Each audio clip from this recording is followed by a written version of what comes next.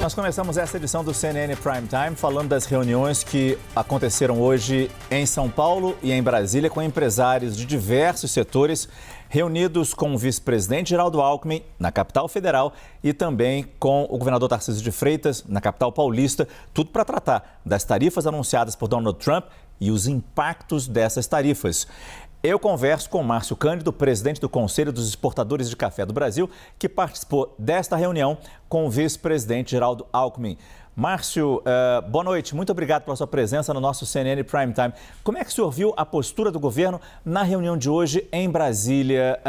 O senhor sai otimista de que a gente vai conseguir negociar até o dia 31 de agosto, antes do início da tarifa, até o dia 31 de julho, antes do início da tarifa do dia 1º de agosto? De novo, boa noite.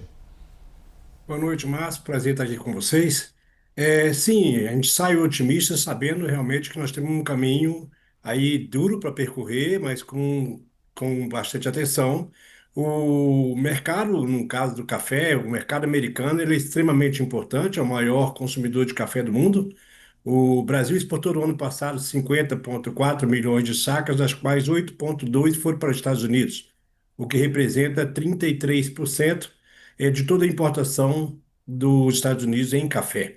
O interessante notar que o café brasileiro, ele tem uma característica que é o corpo e a doçura, que é o que completa os blends dos cafés dos outros países. Então, não ter o corpo e a doçura do nosso café é deixar o consumidor americano sem o que há de melhor. Uhum. Por outro lado, o café brasileiro também é o mais competitivo quando comparado às outras origens, tanto no arábica quanto no robusta.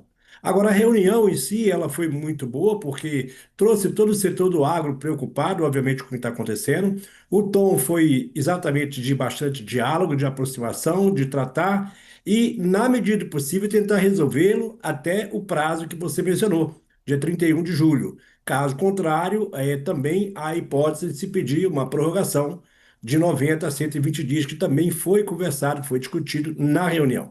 Agora, Márcio, essa discussão, e digo isso infelizmente, já ganhou um caráter político, que foi visto claramente no início na carta do próprio Donald Trump, quando ele misturava alegações comerciais e falsas com a defesa de Jair Bolsonaro. Outro ponto político, a disputa que acontece nesse momento entre bolsonaristas e o Palácio do Planalto.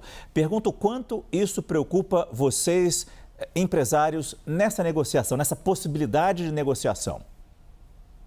O fato é que existe realmente essa questão política, você colocou muito bem. Por outro lado, o Brasil tem uma balança comercial com os Estados Unidos que é extremamente favorável aos Estados Unidos já há bastante tempo, há 15 anos.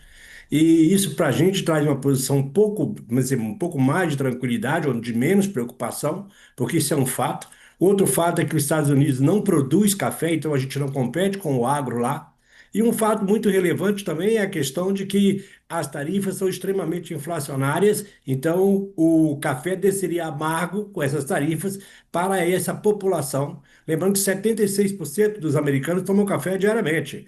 Então, a questão política, a gente entende que tem que ser tratada à parte. O que realmente a nós nos interessa é a questão pragmática, é a questão comercial, e nesse sentido a gente tem avançado já, não somente enquanto Secafé, também as outras associações, mas nós tivemos nesse final de semana passado o que seria talvez o maior evento do trade mundial, realizado pelo Secafé na cidade de Campinas, como 35 países, como presidente da indústria americana NCA.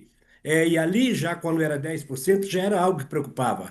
Importadores americanos estavam presentes, tivemos reuniões paralelas e esses importadores, obviamente, também trabalham dentro dos Estados Unidos, ali em Washington, no sentido de que esses 50% seja reduzido ao máximo e que não ocorra.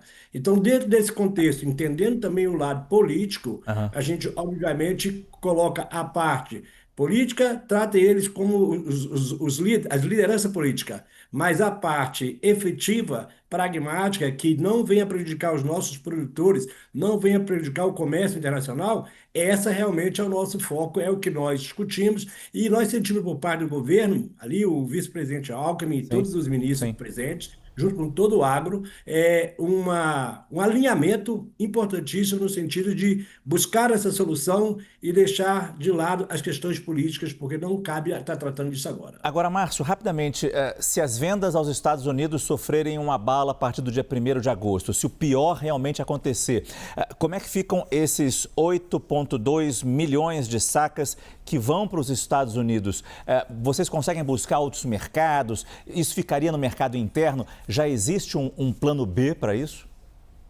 Não, o que a gente entende, inclusive em conversa com os clientes lá fora, é que o impacto seria substancial, a gente não acredita que fique nos 50%, mas os Estados Unidos, como eu disse, ele depende do nosso café.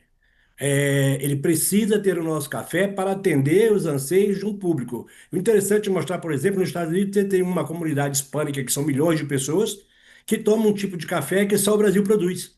Porque o Brasil tem uma variedade de cafés que outros não têm. Então, além de ter o blend, nós temos cafés que andam sozinhos. Agora, não resta dúvida de que essa tarifa ela é prejudicial, como eu disse, para o consumidor, prejudicial para o produtor, mas nós vimos recentemente, Márcio, o mercado de café atingindo preços máximos. Ele bateu 440 por libra da Bolsa de Nova York, quando o recorde em 1977 era 330. Então, nós fomos para 440. Hoje, o mercado está em 300, então já recuou bastante. A gente estima que tarifa tem impacto negativo. Afeta as bolsas, tanto a Bolsa de Londres quanto Nova York, negativamente. Porque aqueles que vão precificar seus cafés na Bolsa vão precificar com um custo adicional de tarifa. Então, baixaria o preço e é prejudicial para o produtor. O que a gente entende é o seguinte: é um quebra-cabeça, a Sim. gente tem que trabalhar na construção e, obviamente, construir pontes. E pela relação que a gente tem com os Estados Unidos, e principalmente o café é uma bebida tão agradável, a gente entende que a gente vai chegar num denominador melhor do que a gente está hoje, muito melhor, inclusive.